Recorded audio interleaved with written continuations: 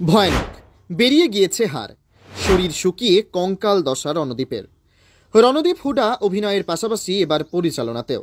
স্বতন্ত্র বীর সাভারকার ছবির টিজার মুক্তির পর থেকেই চর্চা তুঙ্গে, যেখানে রণদীপ হুডার লুক সকলকে তাক লাগিয়ে দিয়েছিল।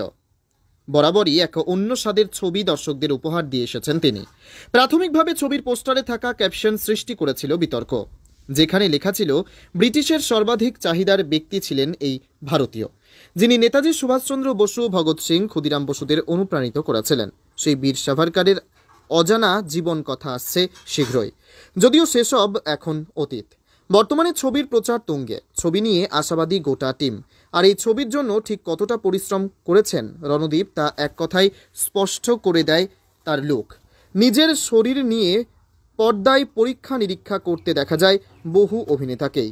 সেই তালিকায় এবার রণদীপ এক ধাক্কায় কমিয়ে ফেলেছিলেন 30 কেজি। সেই ছবি সোশ্যাল মিডিয়ায় পোস্ট করতেই তা নিয়ে চর্চা এখন তুঙ্গে। যদিও রণদীপ সম্প্রতি এক সাক্ষাৎকারে বলেছেন তিনি মোটেও এমন করা পছন্দ করেন না।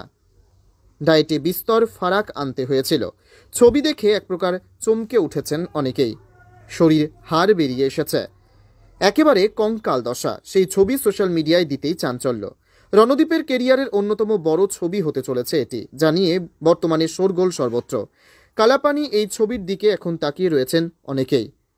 রণদীপ নিজে একাধিক সাক্ষাৎকারে বলেছেন সকলের নজরে ছবিটিকে যতটা সম্ভব বাস্তব রূপ দিতেই তিনি এতটা নিজেকে ভেঙেছেন।